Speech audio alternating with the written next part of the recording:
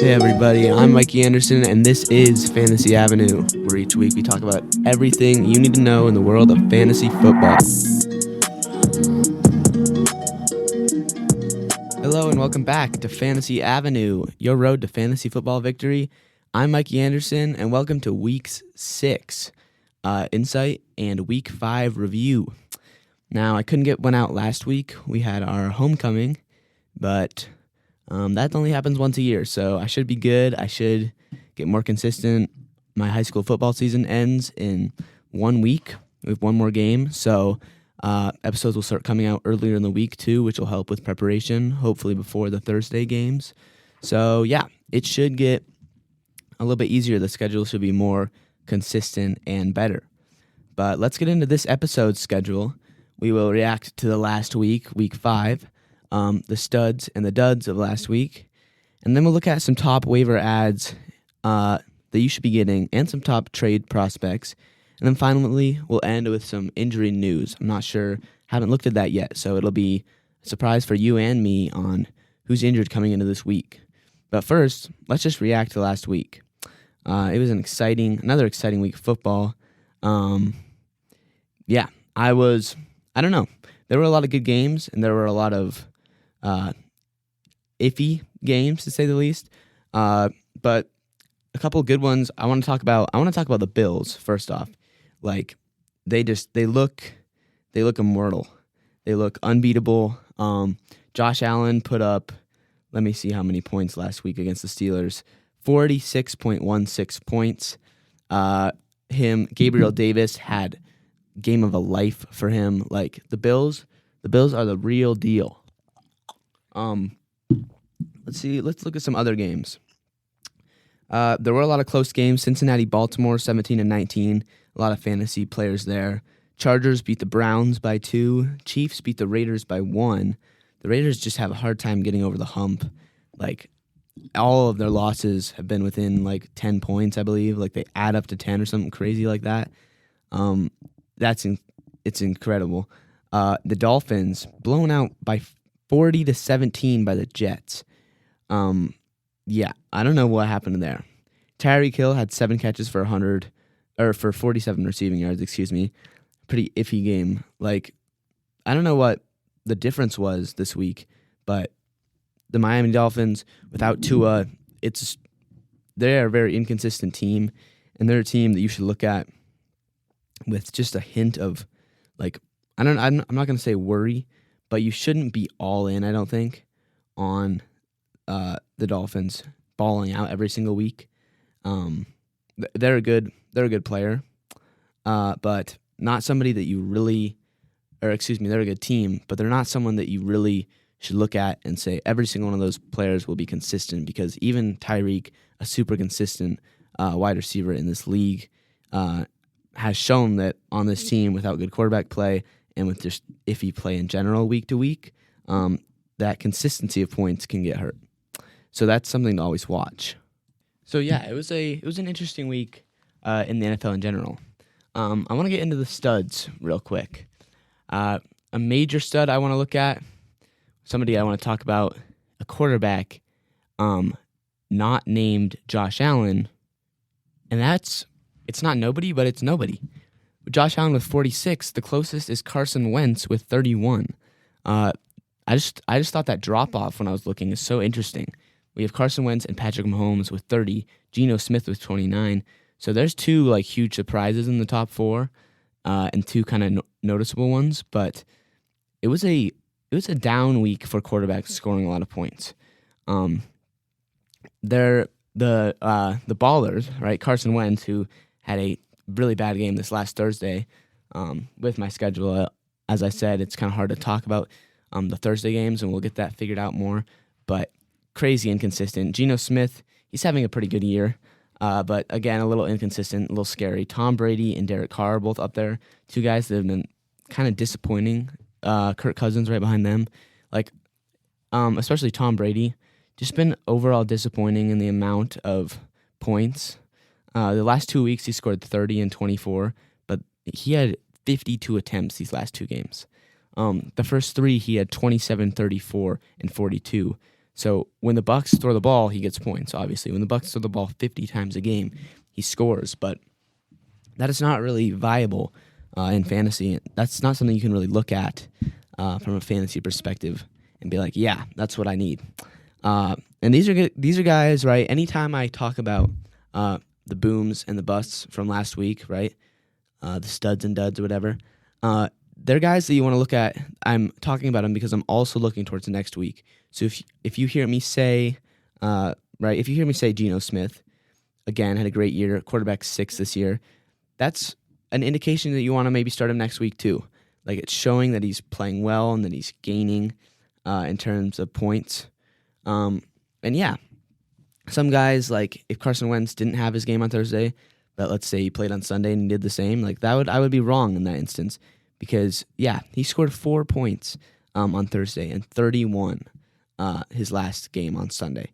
So there's going to be inconsistencies, but usually when I talk about the top performers, they're not going to be something that you want to look at like on the down low, right? They're going to be someone that you want to see, okay, he's a top performer last week, and I'm talking about them, right? If I'm bringing attention to that, it's another indication that I think they should be a started player. And I'm going to go right into the bus. I think I'm going to do this week a little different than the previous weeks. I'll just go bus, studs, and duds at each position down the list. Maybe that'll make it flow a little easier. I'm still figuring all that out. But the major bust of this week, there's really 2. Lamar Jackson with 14.6 and Justin Herbert with 14.42. Yeah. That sucks. The number 2 and number 8 overall quarterbacks. Justin Herbert, who I just traded for in a different league, right? I actually traded away Tom Brady and traded for Justin Herbert right before last Sunday. And there's a trade window, so I didn't actually get to start them. So I'm giving out a quarterback who recently just scored 30 and getting in a quarterback who recently just scored 14. And that's not super exciting, but Justin Herbert's a guy that'll bounce back. Same with Lamar Jackson.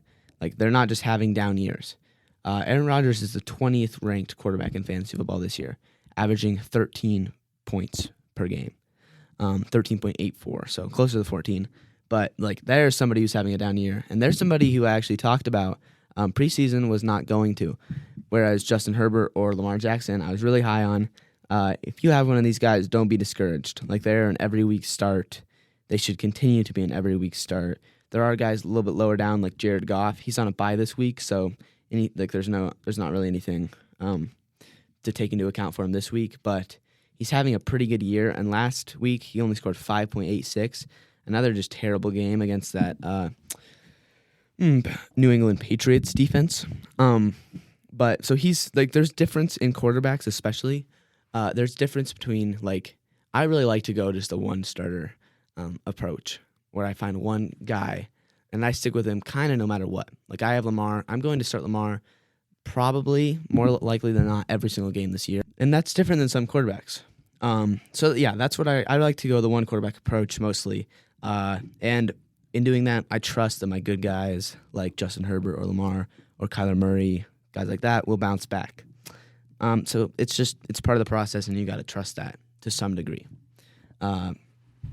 Another little quick tangent, and that's another thing I've gotten in trouble in doing that, is there's that level of stubbornness. Like, the guy I drafted has to be the answer, and if I put him on the bench, that's like undermining my drafting and saying, oh, like, I'm not being true to my drafting if I drop this guy that I drafted because he's not playing well, but I drafted him, so I must. Like, that is another route that you don't want to get caught in. But for the most part, it's just trusting that your great players will play well and that your good players will have good weeks, and that your bad players, if you get rid of them, if you trade them, no matter if they have a couple good weeks, that was the right decision that you made. Okay, let's move on to running backs. Some studs from last week. The top 5, Austin Eckler, Leonard Fournette, Josh Jacobs, Breece Hall, and Derrick Henry.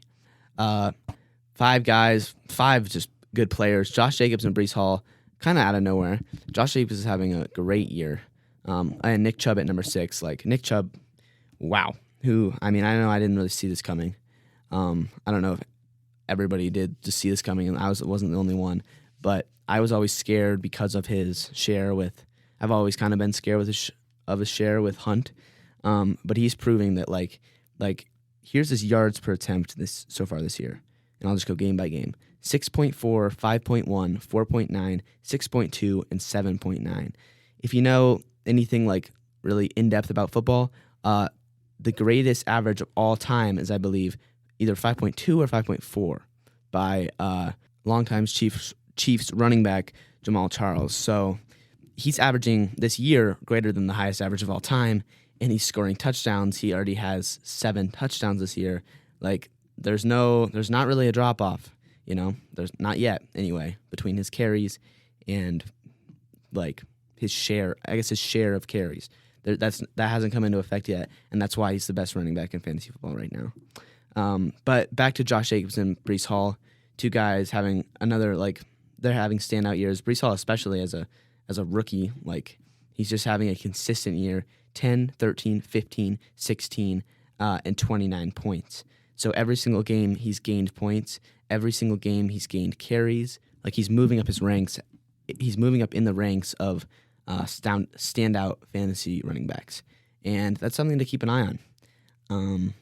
He's going to be obviously hard to trade for, hard to pick up, but he's a guy, like maybe we're looking toward next year. Maybe you're 0-5 in your league, and you're like, God, who can I secure as a second-round pick next year? Breece Hall is moving on up. Let's move to some duds. Yeah, we got the studs out of the way. Austin Eckler, got to shout out him real quick. I have him in, I believe, 2 leagues. The second overall running back this year. He is just so fun to watch. I love his celebrations. I love how small and just agile he is. Like he just bounces off every single tackler on the field. He's pretty short, but yet he just destroys people. Like he proves that height doesn't matter, that size doesn't really matter as a running back. Like he's fast and he's electric. He's undrafted. Every single thing about Austin Eckler I just like. Yeah. Besides that he's on the Chargers, of course. As a Bronco fan, that's a little tough. And we're playing them this week, so hopefully he struggles this week against my Broncos. Never mind them. Let's not talk about them. Okay, let's move to some duds real quick at the running back position. I'm just going to go down the list. Anybody, wow, there's somebody. And I don't know if I've even said his name this entire year. Najee Harris. This is one of the biggest busts, I believe, like in terms of where he was getting drafted. He was getting drafted in the first round in a lot of leagues. And I had a feeling, I said that in the preseason, I had a feeling that it wasn't going to be good. He relied so much on carries and close range touchdowns. He only has 1 touchdown, and he hasn't got more than 20 carries in a game this year. Like, I saw it coming. People were selling their farm to get Najee. And in the end, he's the 30th ranked running back on the season and had another 6.6 point game last week. So he's not, that barely is even a bust week for him this year. He's just a bust in general. And yeah, I believe I know Jonathan Taylor has been hurt a little bit this year, but he's kind of in the same boat of he hasn't got the insane amount of carries yet this season. I'm going to look at his carry load real quick. So in the first game, he scores 29 points on 31 carries. Second game, with 9 carries, he gets 7 points. Third and fourth game, 20 carries each, but he had some fumble problems, and he had 71 and 42 rushing yards. 42 rushing yards and 20 carries against the Tennessee Titans, and then obviously he didn't play against the Broncos. But when he gets a lot of carries, he gets a lot of points. When he doesn't get any carries, he gets barely any points. And when he gets mid-level carries, he gets bad amount of points. Like if he doesn't get his huge amount of carries this year, he's not playing well. And so that's another bust. I was high on the Jonathan Taylor train. It wasn't like Najee, but he's showing that how much volume matters when it comes to running backs, and how much volume can screw you if you're selling the whole farm to get a guy like that.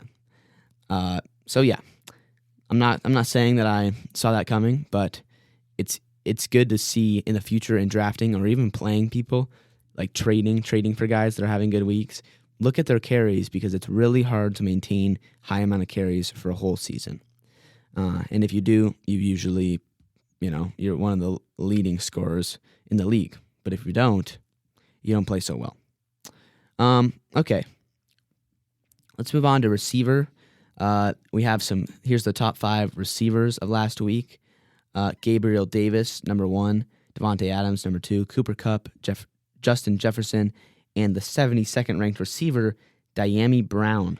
Now, he had 1 catch coming into this week. This week, he had 2 catches. You might be wondering, how did he get so many points? Well, he had 105 yards and 2 touchdowns on 2 catches. Now, I hear that stat. I see that he's the 5th ranked receiver in fantasy, and I do not go for him. I almost guarantee that he's available in your league. And if you're new to fantasy football, that inconsistency, like that, wow, he blew up the thing. Because Gabriel Davis had a crazy week, but he's a good receiver. Going to his stats real quick, he had 3 catches for 171 yards and 2 touchdowns. Like, that's insane. But he's proven that he can be a good receiver in the NFL. Followed by Devontae Adams, Cooper Kupp, and Justin Jefferson. 3 more guys that have proven that they can consistently catch the ball, score touchdowns. Dyami Brown, he might be catching your eye. Like, he is rostered in 0.4% of leagues on NFL Fantasy. So I almost guarantee that he's available in your league. But he is not somebody that you want to go for. I'll try to remember. I'll make a note to come back to him next week just to see if he played, what did he do. But I almost guarantee that it's going to be another slow game for him. Another game of, and never mind. Ignore what I just said about coming back to him last week. He just played on Thursday night. 1 target for no catches and no yards. So yeah, that's a 1-game wonder. Hopefully you didn't pick him up and start him because, hopefully my schedule gets better so I can talk about these guys before you start starting him. But yeah, Dyami Brown, forget the name for now. Don't pick him up. Let's go to tight ends. The star tight end this week, I'll go 2 and 3 first just to get him out the way. Travis Kelce with 33, Mark Andrews with 22.9. That was predictable. Travis Kelce is a baller. I'm sure you've seen the clips against the Chargers of him like getting picked up by Derwin James. I think that's his worst play of the season, and it's just that he got tackled. Like, he's that good of a guy on the field. He gets crazy amounts of targets and catches a game. He puts up receiver numbers. He had 25 receiving yards and 4 receiving touchdowns against the Raiders. So he can burn you for 9 catches for 92 yards and a touchdown. Like, that is a classic receiving or a classic wide receiver, right? An inside wide receiver, slot wide receiver, get some catches for a good amount of yards and a touchdown. Or he can just be the tight end, 25 receiving yards and 4 touchdowns, and it's just like playing basketball, baby. Like, you're throwing the ball up to him in the paint and he's grabbing it. And that's what makes him so special, is that he is both a receiver and a tight end when the ball is in the air. But the guy I mainly want to talk about at the tight end spot is Taysom Hill. Technically, at least on NFL Fantasy, he is listed as a tight end, which, if you're in the market for a tight end, you can grab yourself Taysom Hill. He scored 41 points, and he didn't catch a single pass. But passing yards are counted. First of all, he didn't pass great. He scored 1. He threw the ball 1 time, and scored 1 touchdown. So that's 7 points right there. Not crazy. But then he ran the ball for 112 yards and 3 touchdowns. So as a tight end, he didn't catch the ball once. This is crazy. As a tight end, Taysom Hill did not catch the ball once the entire game. Scored 41 points and threw the ball 1 time. So he's a tight end who ran the ball for probably 35 points worth of yards and touchdowns. That's insane. I've never heard of anyone like that in the league. And now he's the 4th ranked tight end because of tight ends just don't put up that many points to begin with, really, in fantasy football. 1 game, and he's now the 4th ranked receiver. He's passing guys like Zach Ertz, who consistently put up 13 points a week. That's crazy. Let's go to defense and kicker real quick, and then we'll hop into some waiver wire additions. Kicker, Nick Folk. I don't really talk about kickers much, but Nick Folk was 17. He balled out. He did well. Let's go to defense. Who was the top scoring defense last week? The Cowboys defense against the Rams. Now the Rams, I didn't talk about them in my weekly overview at the start of the episode. I don't know what is going on with them. I haven't really followed them this year, but something is happening, and I don't know. I don't know. I don't really know enough about what's going on with their team to say exactly why they're choking so hard and why they can't. This is one of the worst Super Bowl runs I've seen. Honestly, I don't want to say this, but without doing my research, this is one of the worst I've seen since the Broncos 2016 when they went 9-7.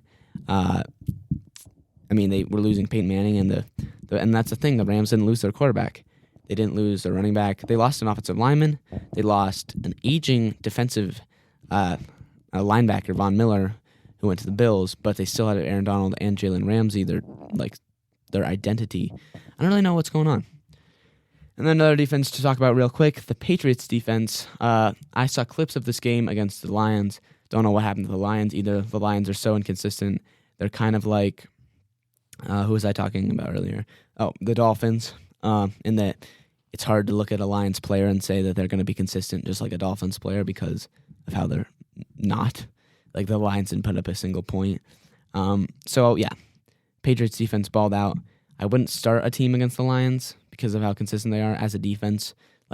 You want a good amount of points. If you can get 10 points out of your defense every week, that's a great showing by your defense. So it's a little scary to play against the Lions. But if your defense gets you 22 points like the Patriots did, that can legitimately win your week. Let's say your projection is 120 to 125, and your defense, who's projected 8, goes for 22, and that sets you over the edge. Defenses can win you weeks, but they can also lose you weeks. So it's good to be careful. And that is my studs and duds from last week. Again, sorry we didn't have one 2 weeks ago, but it should get more consistent. And now let's move on to some top waiver ads. Something I saw on Instagram about Dameon Pierce. Now you're not going to find him on any waivers, but he's a player, Texans running back. If you don't know, I'm actually in the process of trying to trade for him because of how much upside he has, and as a guy with a very little known name, he is somebody who you can look at and say ooh, that is league winning upside if you can get him at a cheap price. Because a lot of people, and this is the same thing I was saying earlier about wanting to start the guys who you drafted first. A lot of people don't necessarily even use their bench players. So if you can trade a pretty good bench player, a big name bench player like Jerry Jeudy, he's not having a great year, but people know who he is. If you can get a trade like that for Dameon Pierce, which I'm not saying will happen necessarily, but if you can get that done, that is a big deal, and that could be a league-winning pick. Some other guys real quick. It's getting down to the point where trading is one of the most important things, is one of the most important things you can do in a league, right? It's something that I look at when I'm building my team, and I have been looking at it recently. I've made lists of what I think my team needs are at each position, and I think that's what I'll talk about this week mostly is I make lists, and then I have focused 100% on trading for those players. So I'm willing to give up bench players because, again, you don't always start all your bench players. So you need to look at your bench and say, without any ego, or not ego, not really the word, but any of that egotistical part of you saying oh, he's good, I don't want to give him up. Are you going to use that player or are you not? If you're not going to use that player, just trade them. It's okay to trade 2 or 3 of your bench players for a good starter that fills your main need. I had Tom Brady, and Tom Brady, again, not having a bad year, but I don't like how just mid he is, right? How mid points. I liked my chances at getting Joe Burrow from somebody who I like. I love Joe Burrow's upside and how he can take over games. So I was going to trade, right? Obviously traded Tom Brady for Joe Burrow in this trade. And then I'm looking for some incentives, a little bit of added bonus for me. I was able to pick up Devontae Adams and trade him CeeDee Lamb in this same trade. CeeDee Lamb, again, having an off year.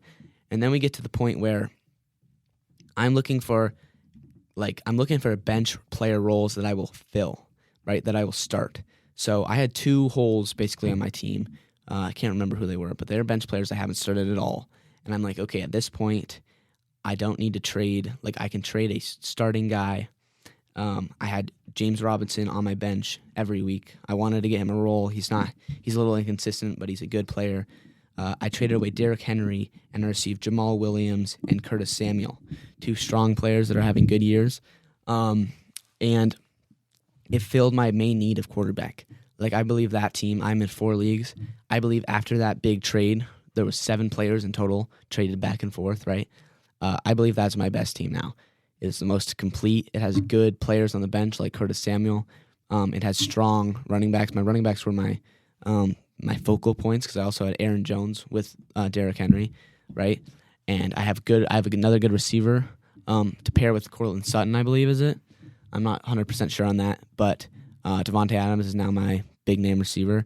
And then Joe Burrow, a strong quarterback. Like, I really love that team. My tight end, I believe, is Mark Andrews, so there's no worries there. But yeah, like, trades can win you weeks, can win you leagues. And at this point in the season, not a lot of waiver guys, right? People like Pierce from the Texans, not a lot of those guys are floating around if they're getting picked up. So I would really advise, and I'll come back to it next week, I'm going to make some more trades, but trading your bench players that you don't use or trading extra guys, right? Not even bench players you don't use, like, is just guys that you can spare.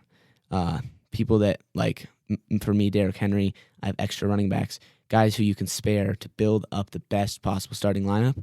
And then as long as you have a couple good bench players, you're set. So that's really all for my kind of run through for my waiver ads and trade insight. Let's move quick to some injury news. I'm looking on the NFL app like usual. And then that'll be it for this episode. Hopefully we can get more consistent, as I've said. But yeah, thanks for sticking around. Let's talk about injuries real quick, and then we'll get out of here. Big injury for the Falcons. Kyle Pitts is questionable. Kyle Pitts, I have him on my bench in some leagues. Like, that's one of the worst drafting decisions I've ever made. I believe, either 2 or 3 out of my 4 leagues, I was high on him. I thought, wow, he had a great year last year, and he only caught 1 touchdown, and yet he was still like top 10, top 7 tight end. So I was like, oh, for sure he's going to catch more touchdowns this year. He's going to get more. They want to bring him a focal point in that offense. Without Matt Ryan, they're going to be looking at just like an easy target, right? He's like 6'6", an easy target to throw the ball to.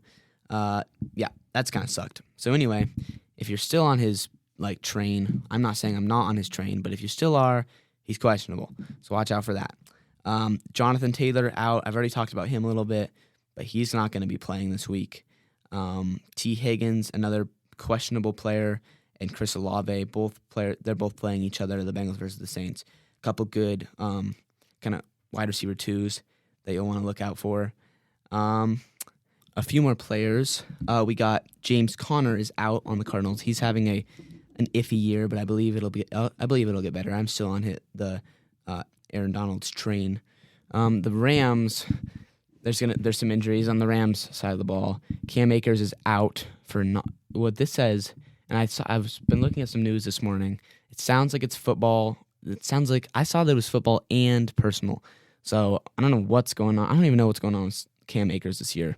But it's non-injury related. He'll be out, and Cooper Kupp is questionable, as well as Aaron Donald. So, like, Panther fans rejoice. They need that for 1-4. Yeah, the Rams, they have some big names out. I don't know what's going on with Cooper Kupp, but as you know, when the best receiver in the NFL is out, it's always something to keep an eye on. And then the Bills-Chiefs game is the last one on here. I'm not seeing any big injuries, so I think that'll be it for injuries. One thing, the Broncos-Chargers game, it is Monday night. The Broncos have a buttload of injuries. No fantasy-relevant players, though. And the Chargers, doubtful Keenan Allen with a hamstring. Something to keep an eye on there. So that'll be it for injuries. There is a couple more big names than last week. I remember last week I wasn't really talking about anyone, or 2 weeks ago. It was only Alvin Kamara I think I was talking about. But that'll be it for this episode.